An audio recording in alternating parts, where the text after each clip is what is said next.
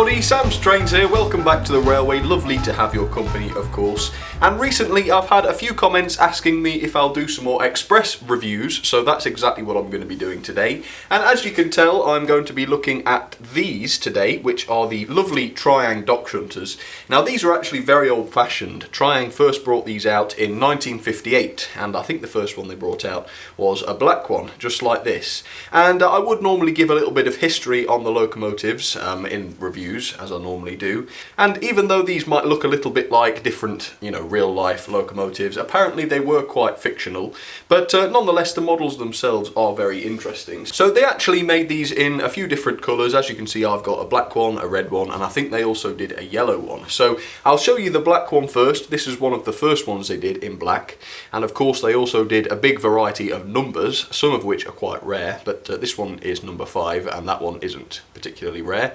But there it is, as you can see, sort of like it's like an 040 I suppose, even though you haven't got connecting rods or anything like that. Both wheels are driven independently. So that's the black one. And then of course we've got my favourite, which is red. Very lovely red one this. Just the same thing of course, but in a different colour, and this one is number 3, which again isn't particularly rare, but some of them are. Now what I really love about these is the fact that Triang were able to squeeze loads of different models out of these, and I've got an example here for you. This is the Triang Railways Transcontinental diesel locomotive, and as you can tell from here it looks like a totally different model altogether. I mean there's no similarities whatsoever, but turn it upside down and sure enough, as you can see, we have a dock shunter, effectively. I mean, it's not a dock shunter, it's one of Triang's motor bogies, but as you can see, they are absolutely the same, and it's just been screwed onto the front of this locomotive. So yeah, it's very clever, and there were a few others like this. I think the yard switcher may have had the same motor inside it as well, but quite a common motor bogie back in the late 50s and 1960s, and amazingly they all seem to work super well today. So here's a few shout outs then, and then I'll move on to showing you these a little bit up close. So a quick hello to the Killer Squid 2132, Lionel 2035 and Flowey the Flower. Thank you all very much for getting in touch, and I hope you enjoy this little video. So here's my red one then, number 3, and as you can see this one is a little bit later than the black one. I don't know if you noticed, but the black one had the very early Triang coupling on the back. But no, this one is slightly later on, and I believe it also had the correct wheels on it when I first got it as well. So I'm going to show you the detail very briefly, but obviously these were supposed to be toys, and there are hundreds of adults out there now that would have had these and would have loved them when they were little. So as you can see, yes, a very simple little thing, simple paintwork. It's really just red. It's just red plastic with the top of the cab painted into black, as you can see. And this particular one says Dock Authority on the side, and I think there was quite a bit of variation on the different transfers that were put on. For example, I think some of them had the Triang Railways logo on them, didn't they? But no, not mine. But as you can see, also the front grille here has been separately painted into that sort of silver, and I think that is really effective actually. They look beautiful, especially on the black one actually. I think it looks very nice and realistic.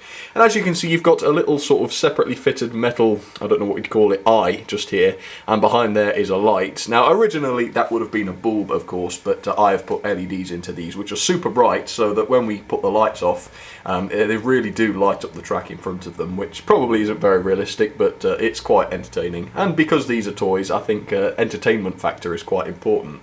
As you can see, we do have separately fitted buffers on these, which are original. I didn't have to do anything to those, they were just fine. And also on the top you've got a little horn, which is also metal and separately fitted. And the thing about these is they were just such good quality. As you can see, all of the underframe is completely metal, it's all cast metal, and they weigh quite a lot as well, so that they really do have a lot of pulling power. Now my two particular ones were in pretty bad condition when I first bought them, and I've restored them back into working order. Now this red one didn't look too bad, but the black one, here it is, had quite a serious flaw on it. If I show you the rear buffer beam, there was a massive piece of buffer beam missing back there. Now I'm going to ask if anybody noticed that when I first showed them, and you have to be honest, so there's a little poll. But what I did was I cut a piece of plastic, and you can see where the crack was just about. I cut a piece of plastic the right size to fill the gap and secured it temporarily with blue tack, and then just super glued it all in completely so that it was solid as a rock, and it is very, very solid. And then I went and filled in all of the other cracks with a little bit of blue tack and painted over it, and I also made a little sort of buffer holder so that the buffer goes in there.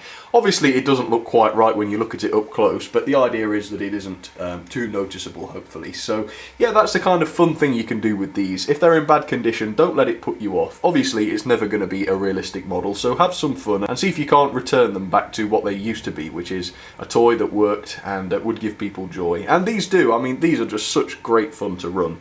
And that's what we're going to do pretty soon. So let's get them down onto the track and see how they perform, shall we? Okay, so I've got the Shunters down onto the track. My red version here is going to be pulling some Triang style Blood and Custard coaches, and also my little black one here is going to be pulling a little goods train. Then on the third line I've added the 08 Shunter, which is also a Triang loco, and she's going to be pulling some BR coaches today. Right, so I thought the first thing I would show you on performance is the light. So here we are at the front of the red one. If I just turn the juice up a little bit, you can see the light comes on there. It's very bright actually. I hope that isn't too bright for you. It might be hurting some people's eyes. And back a little bit. But as you can see, that is fairly effective and it does work very, very nicely. Alright, now to show you the slow speed performance, and for that I'm going to show you the little black Shunter. So let me give her a little bit of juice as well. And as you can see, that slow speed performance is just incredible. And I've had comments saying, you know, I like trying stuff, but it just doesn't do the slow speeds. It stalls at slow speeds. Well, no it doesn't. Not if you service it properly. And this hasn't been serviced recently. This has been serviced, you know, this year, but it wasn't today or last week. It was weeks ago, months ago probably.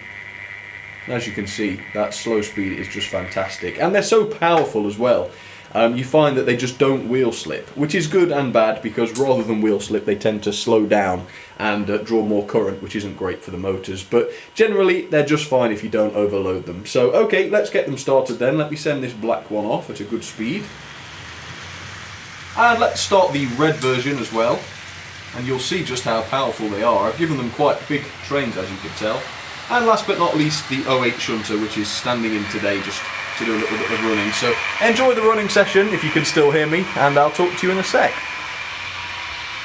As you can tell, they really do run very well. Yes, they're a little bit on the noisy side, but they perform excellently. And they still do, you know, 50, 60 years later. Super impressive. The 08 Shunter does have a different mechanism, but that one is also very good and powerful.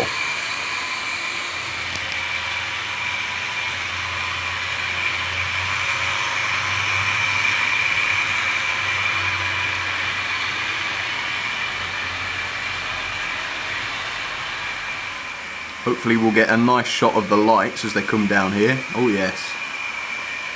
I love that effect. It's probably too bright to be realistic, but realism isn't really a thing with these anyway.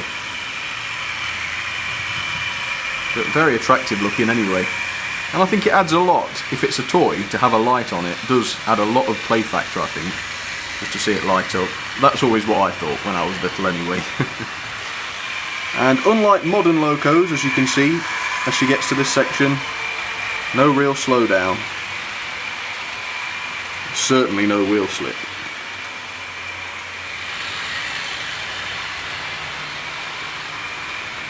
Here are my ratings then for the Shunters. Detail 5 out of 10, performance 8 out of 10, character 8 out of 10, build quality 10 out of 10 obviously, value 9 out of 10, overall then 7.81 out of 10, a very fair score which ranks her 56th, just above the Bachmann Spencer and below the Hornby Railroad Midland compound.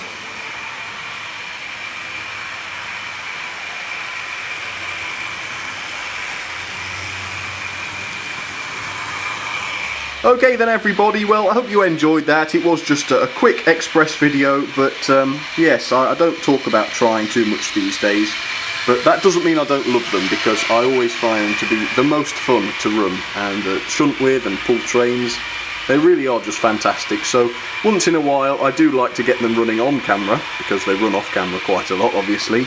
And I hope you guys enjoy seeing that as well. So I'll say goodbye, thank you very much for watching. Don't forget to check out the Facebook or Twitter pages if you'd like to, and the links for those are below.